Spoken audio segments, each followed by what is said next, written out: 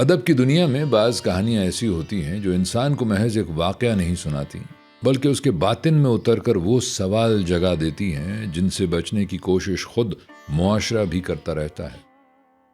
कुछ अफसाने अपने किरदारों से ज़्यादा उन हालात की दास्तान होते हैं जो इंसान के अंदर की रोशनी को धीरे धीरे निगल जाते हैं। हमारा मानना है कि किताब जो है वो हम सफर है, किताब जो है जिंदगी। बलूचिस्तान की अवामी दास्तानों में हानी और शह मुरीद गालिबन सबसे पुरानी तरह लोग किताबों से जुड़ जाएं। इल्म ये सन 1951 की बात है कि मैंने शायद अहमद दहलवी की ज़बानी उन यादों की दिलचस्प। मैं हूं आपका मेजबान आरिफ बाहली। अस्सलाम वालेकुम, नमस्कार, सत श्री अकाल, आदाब। दोस्तों साहिबो, मैं हूं आरिफ बाहलीम और आप देख रहे हैं प्रोग्राम बोलती किताबें, जिसमें हम उर्दू अफसाने और फिक्शन की बड़ी आवाज़ों को उनकी नुमाइंदा तख्लीकात के जरिए आपके सामने लाते हैं। आज हम जिस अफसाने का जिक्र करने जा रहे हैं वो उर्दू और हिंदी फिक्शन की रिवायत में एक ऐसा संग मील है जिसने गुर्बत, महरूमी, बेहिसी और समाजी नाइंसाफी को एक ऐसी तल्ख सच्चाई के साथ पेश किया कि कारी सिर्फ कहानी नहीं पढ़ता बल्कि अपने अहद और अपने समाज के चेहरे को भी देखने पर मजबूर हो जाता है। और वो है मुंशी प्रेमचंद का शोहरा आफाक अफसाना कफन। कफन एक ऐसी कहानी है जिसमें भूख सिर्फ जिस्म की नहीं, रूह की भी महसूस होती है।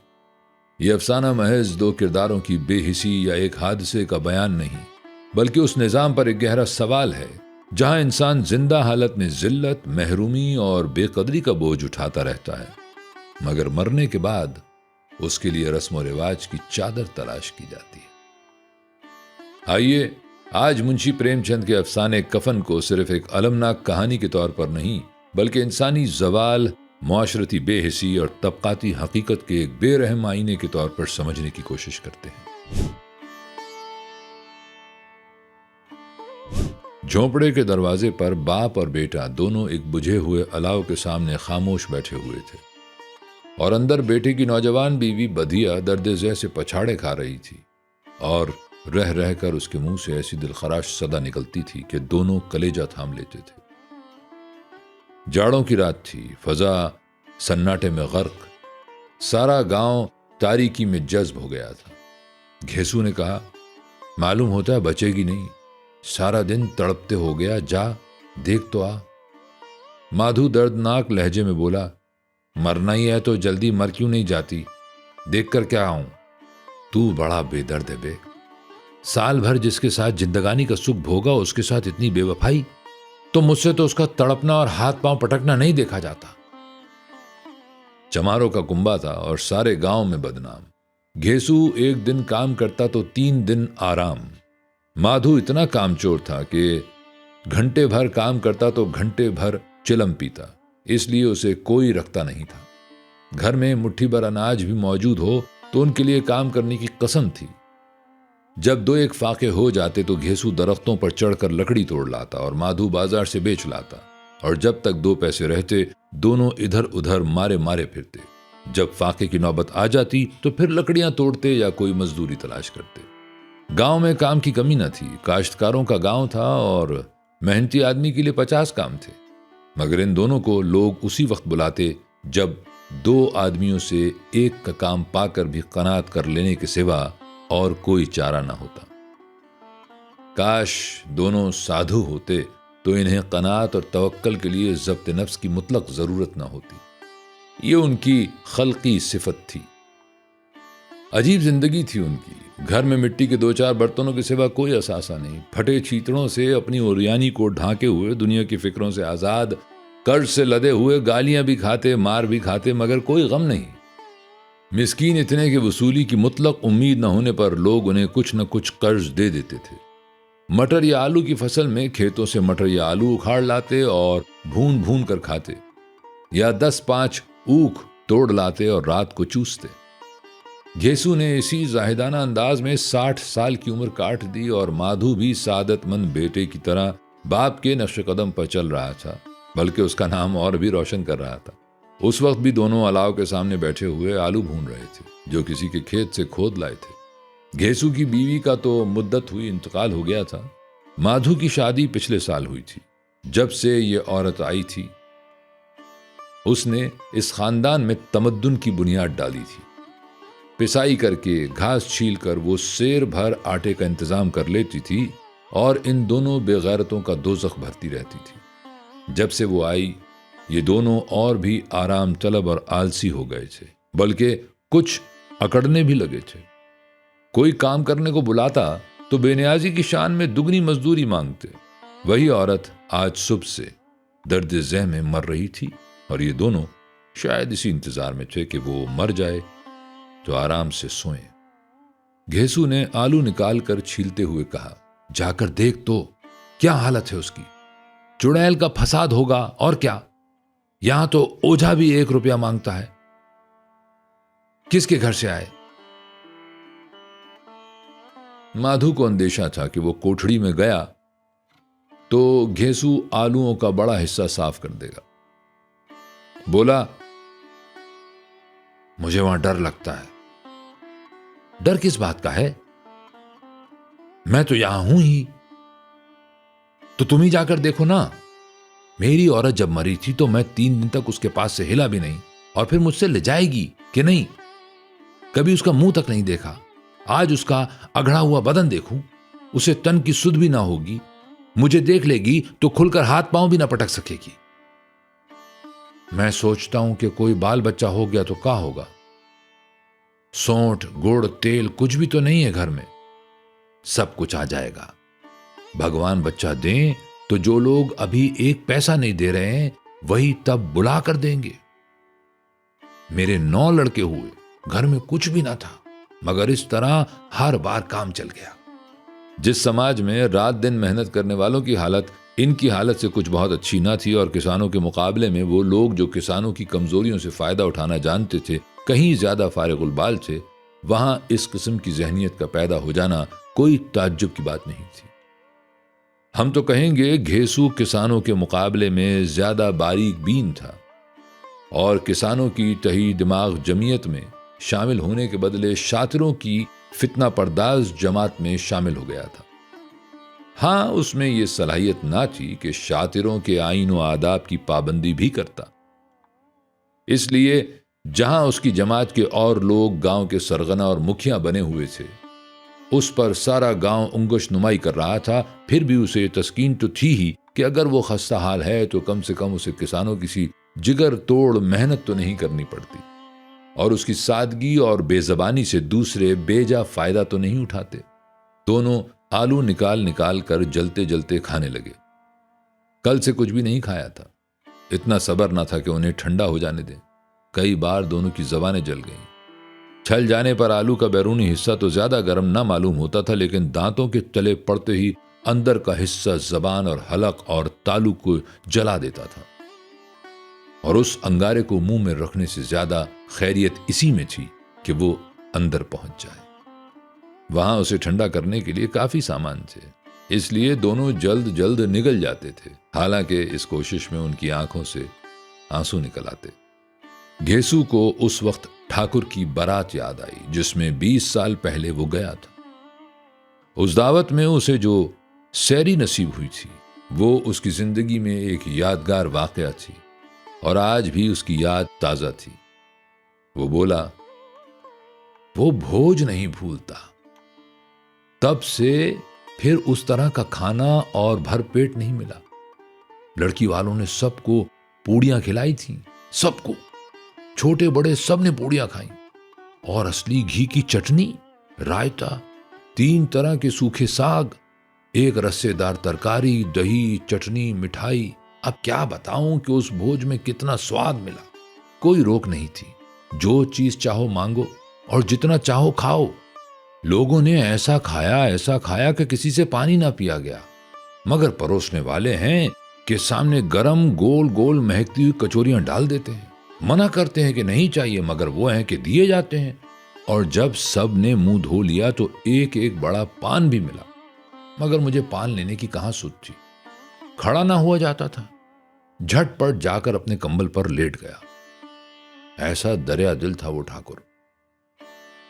माधु ने इन तकल्लुफात का मजा लेते हुए कहा, अब हमें कोई ऐसा भोज खिलाता। अब कोई क्या खिलाएगा, वो जमाना दूसरा था। अब तो सबको किफायत सूझती है। शादी ब्याह में मत खर्चो, क्रियाक्रम पर मत खर्च करो। पूछो गरीबों का माल बटोर बटोर कर कहां रखोगे, मगर बटोरने में तो कमी नहीं है। हाँ, खर्च में किफायत सूझती है। तुमने एक 20 पूड़ियां तो खाई होंगी, 20 से ज्यादा खाई थी। मैं 50 खा जाता, 50 से कम मैंने भी ना खाई होंगी। अच्छा पट्टा था, तू उसका आधा भी नहीं है।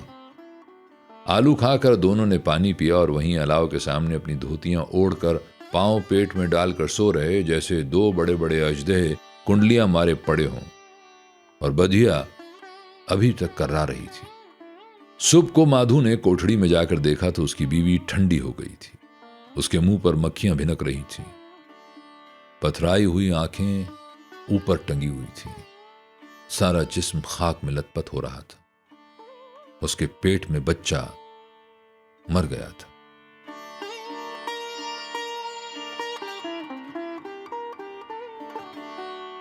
माधु भागा हुआ घेसू के पास आया और फिर दोनों जोर जोर से हाय हाय करने लगे और छाती पीटने लगे।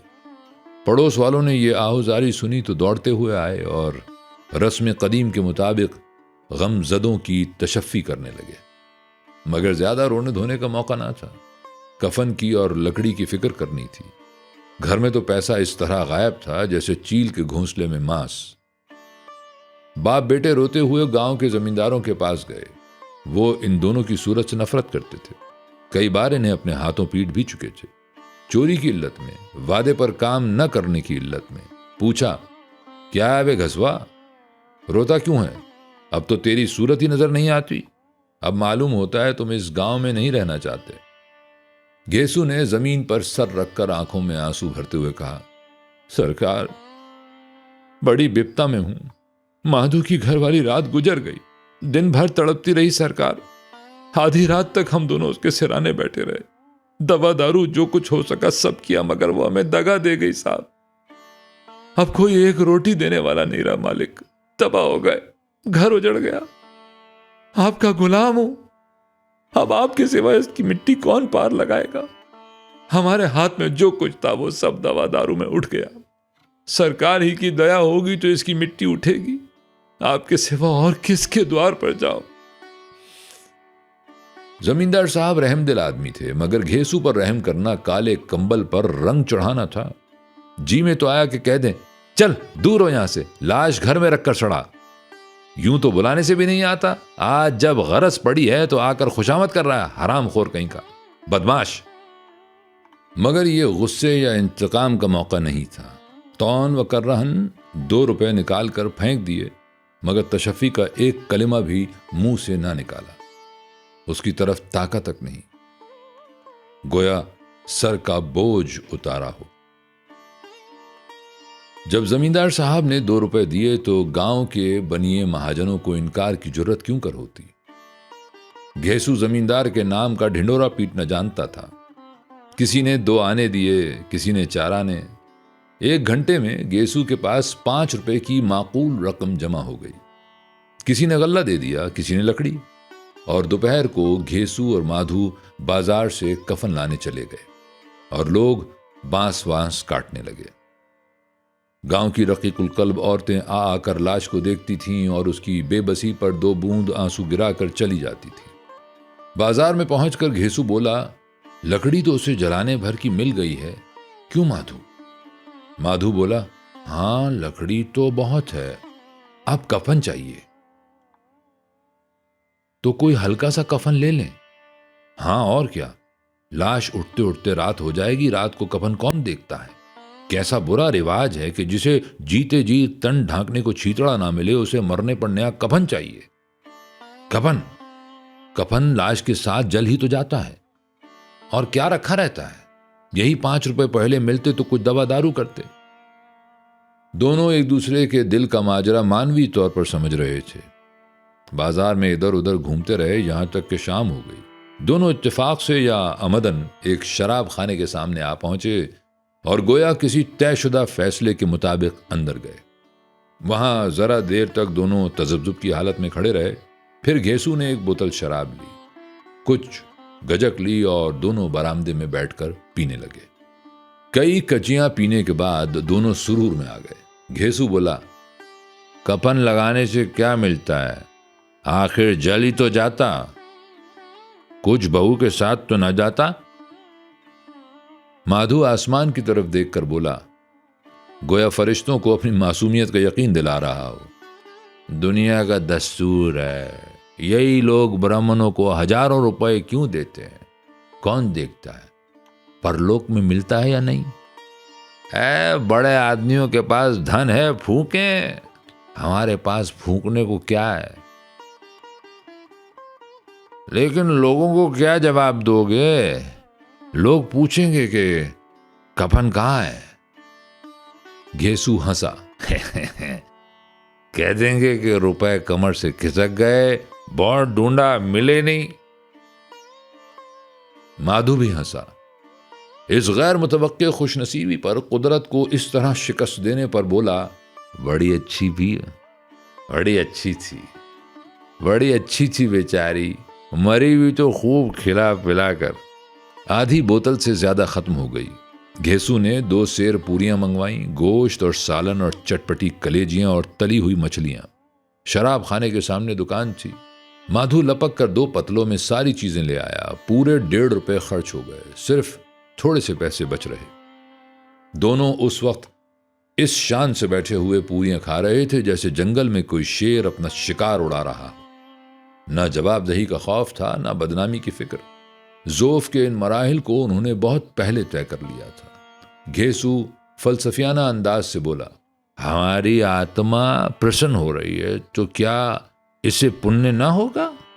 माधु ने सरे अकीदत झुकाकर तस्दीक की, जरूर से जरूर होगा, भगवान तुम अंतर्यामी हो, उसे बिखंट ले जाना, हम दोनों हृदय से उसके लिए दुआ दे रहे हैं। आज जो भोजन मिला वो उम्र भर ना मिला था।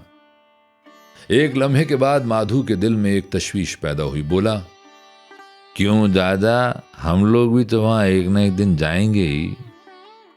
घेसू ने इस तिफलाना सवाल का कोई जवाब न दिया।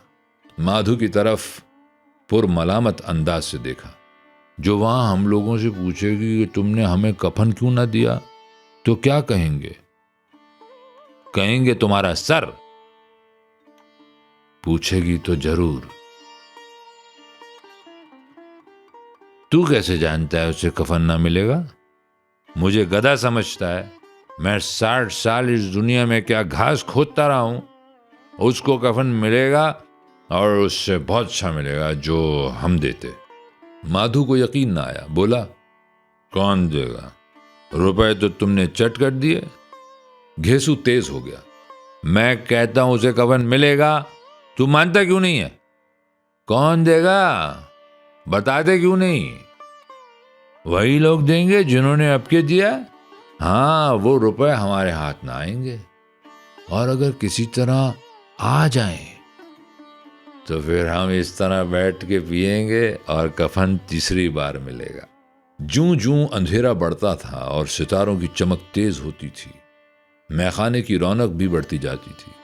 कोई गाता था, कोई बहकता था, कोई अपने रफीक के गले लिपटा जाता था, कोई अपने दोस्त के मुंह से सागर लगाए देता था। वहां की फिजा में सुरूर था, हवा में नशा। कितने तो चुल्लू में ही उल्लू बन जाते हैं। यहां आते थे तो सिर्फ खुद फरामोशी का मजा लेने के लिए। शराब से ज्यादा यहां की हवा से मसरूर होते थे। जीस्त की बला यहां खींच लाती थी और कुछ देर के लिए वो भूल जाते थे कि वो जिंदा हैं या मुर्दा हैं, या जिंदा दरगोर हैं। और ये दोनों बाप बेटे अब भी मजे ले ले के चुस्कियां ले रहे थे। सबकी निगाहें उनकी तरफ जमी हुई थी। कितने खुशनसीब हैं दोनों। पूरी बोतल बीच में है। खाने से फारिग होकर माधु ने बची हुई पूरियों का पत्तल उठाकर एक भिखारी को दे दिया, जो खड़ा उनकी तरफ गरसिना निगाहों से देख रहा था और देने के गुरूर और मुसर्रत और वलवले का अपनी जिंदगी में पहली बार एहसास किया। घेसू ने कहा, ले जा, खूब खा और आशीर्वाद दे। जिसकी कमाई थी वो तो मर गई, मगर तेरा आशीर्वाद उसे जरूर पहुंच जाएगा। रुएं रुएं से आशीर्वाद दे, बड़ी गाड़ी कमाई के पैसे हैं। माधु ने फिर आसमान की तरफ देखकर कहा, वो बैखंड में जाएगी, दादा बैखंड की रानी बनेगी। घेसू खड़ा हो गया और जैसे मुसर्रत की लहरों में तैरता हुआ बोला, हाँ बेटा, बैखंड में ना जाएगी तो क्या ये मोटे मोटे लोग जाएंगे जो गरीबों को दोनों हाथ से लूटते हैं और अपने बाप के धोने के लिए गंगा में जाते हैं और मंदिरों में जल चढ़ाते हैं। ये खुश एतकादी का रंग भी बदला।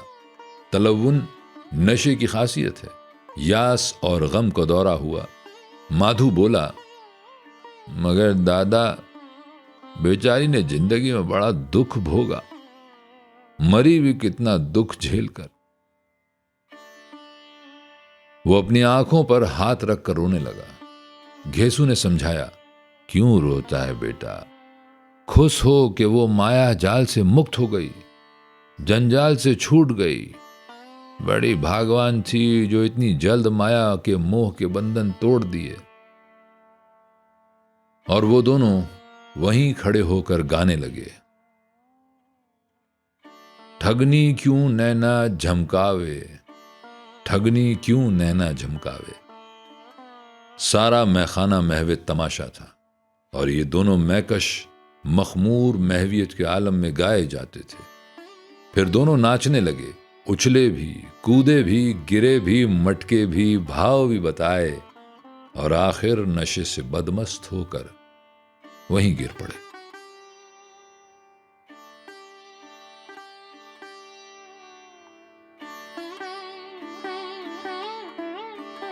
दोस्तों साहिबो, कफन महज एक अफसाना नहीं, यह इंसानी महरूमी के उस आखिरी किनारे की तस्वीर है जहां भूख, अफलास और मुसलसल जिल्लत इंसान के एहसासात तक को मस्क कर देती है। मुंशी प्रेमचंद ने इस कहानी में जो मंजर दिखाया है वो सिर्फ दो अफराद का नोहा नहीं, बल्कि एक ऐसे समाज का अलमिया है जो गुर्बत भी पैदा करता है और फिर उसके नताइज पर हैरत भी जाहिर करता है। कफन हमें यह सोचने पर मजबूर करता है कि जब जिंदगी इंसान से उसकी इज्जत, उसकी उम्मीद और उसकी हिस्से इंसानियत तक छीन ले तो फिर अखलाकियात के पैमाने किस हद तक बाकी रह जाते हैं। यही इस अफसाने की असल कुव्वत है कि यह हमें सिर्फ किरदारों का फैसला नहीं करने देता, बल्कि उस पूरे मुआशरती ढांचे को भी कटहरे में ला खड़ा करता है जिसने ऐसे किरदार पैदा किए। यह अफसाना हमें यह भी सिखाता है कि बड़ा अदब सिर्फ जज्बात नहीं जगाता, वो हमें बेआराम भी करता है और हमारे माने हुए सचों को नए सिरे से परखने पर मजबूर भी करता है। अगर आपको ये पेशकश पसंद आई हो तो चैनल को ज़रूर सब्सक्राइब कीजिए, वीडियो को लाइक और शेयर कीजिए और कमेंट में बताइए कि अगली नशिस्त में आप किस बड़े अफसाना निगार और किस नुमाइंदा अफसाने को सुनना चाहेंगे। मैं हूं आरिफ बा हलीम और आप देख रहे थे बोलती किताबें। सलामत रहें।